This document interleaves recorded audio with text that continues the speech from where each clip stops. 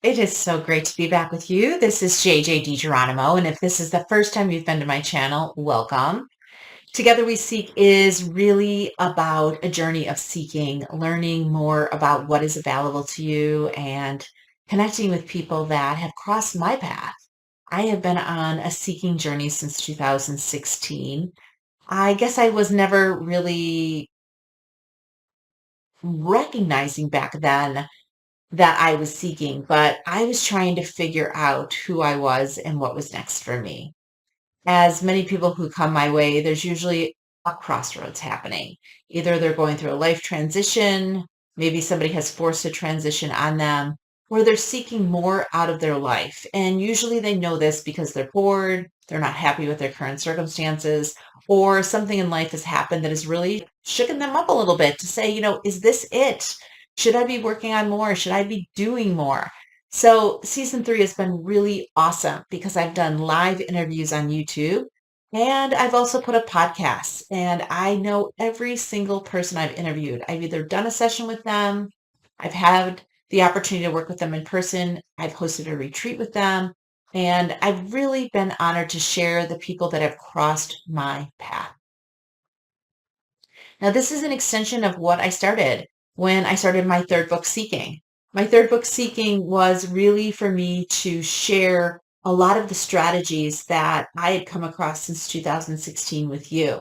So, in the appendix, which is incredibly long, I share all the books I've read, the practitioners I've worked with, the retreats I attended, in really helping you find things that work for you.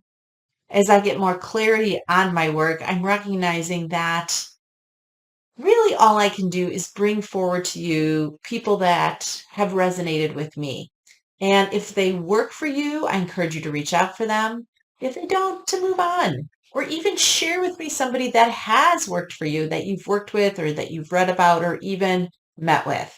This is really very much a community of people coming together that are here to help each other, help us brighten our light a little more each week, and share our knowing, our lessons, our gifts. So, as you know, probably from just watching my Instagram or listening to the podcast, I really get involved in so many different things that illuminate my path. So, just in one week, I may have a channeling class with my friend Julia. I might be up at Waterwood, a property in Vermilion that is a very, very spiritual, energetic property that we have many retreats at. I could be on a trip, on a wellness adventure, seeking, learning, and bringing back practices, or I could be doing a session online. As some of you know, I've met with astrologers, past life regression experts, tapping, TRE, galactic astrology, astro travel. I've just done so many wonderful things with so many beautiful people in my network, all of which you can find inside the podcast Together We Seek here or online at many of the most famous, podcast platforms. So I'm looking forward to spending this time with you talking a little bit about some of the key findings I found for seeking. This is something that I've wanted to share for a while, and I think it's a great place as we're entering summer and we're wrapping up season 3 at the end of July. So we're going to take August off, and then we'll be back at it again weekly on Wednesdays for new practitioners, new experiences, new things we're doing. I'm definitely thinking about starting a meetup club where we meet in different wellness destinations. But I'm also looking to start some things online too so that we can meet here. So there's a lot of things I have ideas for. My kids are older now, so I have a little bit more time than I used to. And I'm finding great clarity in my own path. And so I'm really curious how things are working for you. If you feel like things are coming forward for you, that would be amazing. So what I like to do with my book Seeking is I like to open up a page, a key finding. There's 74 key findings that came forward, and you'll see in the back of the book of Seeking that I work with the numerologist, my friend Michelle, and we go through what the number 74 means and why it's so important and aligned to what I found in this book. So I'm pretty excited to talk to you about that. So I'm just going to kind of open it and close it based on what I do with the oracle cards. A lot of times I just shuffle until one really sticks out for me. So it seems like I really keep falling onto a page, ground your plan. And I think that's a really good place to start. Is a lot of us have plans that we want to do and we've been thinking about it for a long time, but it doesn't necessarily always come to fruition the way that we hope it would. So I'm going to read you a little bit from Ground Your Plan because I find that, or at least share a little of the highlights, that I find that for a lot of us, we don't even realize what we need to do. And for many of you that might be shifting, it's sort of interesting because we don't always think about what we need to let go of and what we need to think in a new way to make it come forward. So if you've been working at something for years and have no helping hands or whispers in your car or synchronicities in your connections, you are not alone. I can relate. And numerous times in my life, I had a vision combined with a steadfast determination, but had no support and no success. I started a tech company in 1999 that had no paying customers. I spoke at the PMI national event in 2000, a long time ago, but it was really my first public event. And I was asked not to apply anymore because I use cue cards. I've come a far way. And, I started an inspiration charm company in 2012, and it really never took off. So I have plenty of things that did not materialize that I kept at it. And I'm trying to find what is the door? What is the window to go through? And I think it's important to realize that you're going to have many things in your life that you run at that are just not going to materialize. And that is part of the journey too. That is part of the journey too. So I think for many of us, thinking about, can you write down a time you worked so hard to create a desired result, but it did not manifest? It did not manifest. So think about a time where you worked so hard at something and it did not manifest. What lessons did you gain from that? What lessons? Did you change your entire plan or did you tweak your direction, goals, or desires? And what part of the experience have you used or benefited from recently? So I love that the book took me here because I don't generally talk about the things that don't work. But there are plenty of times in my career and life, and probably you too, where you put a lot of energy towards something and it did not materialize. So really thinking about what that is, what's the lessons you gained, and then what part of it do you benefit from today or recently?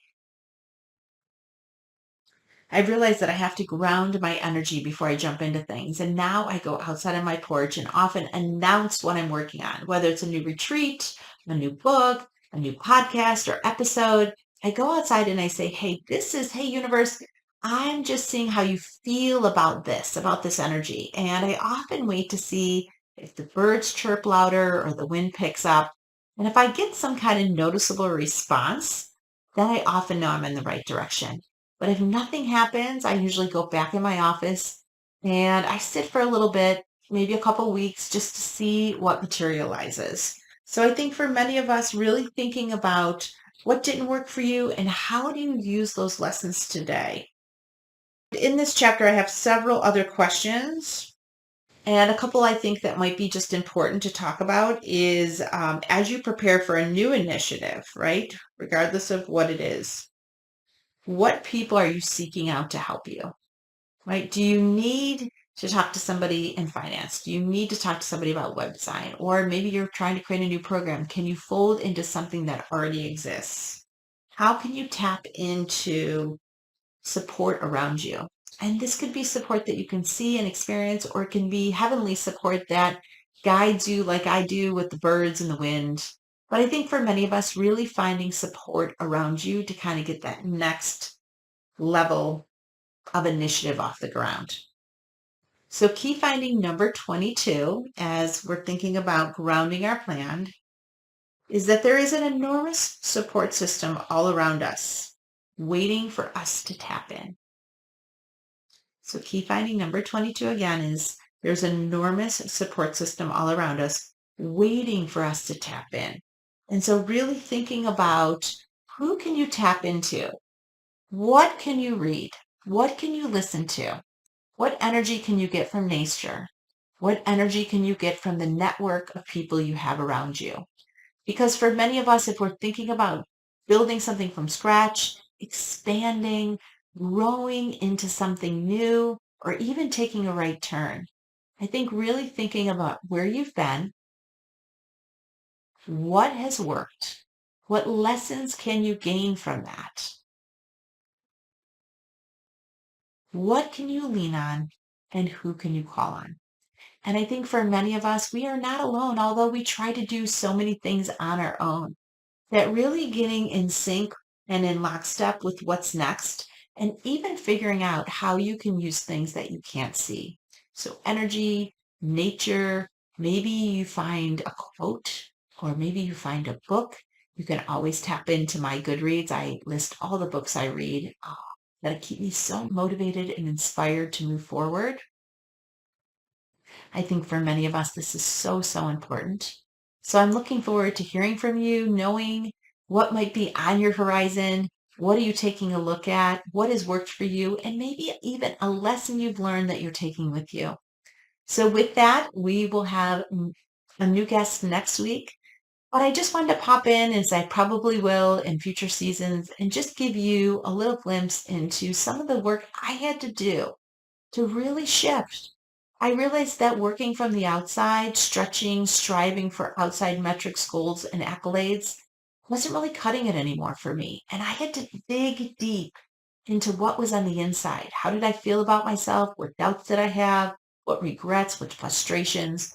And what untapped energy did I have access to and gifts that have brought me to this moment?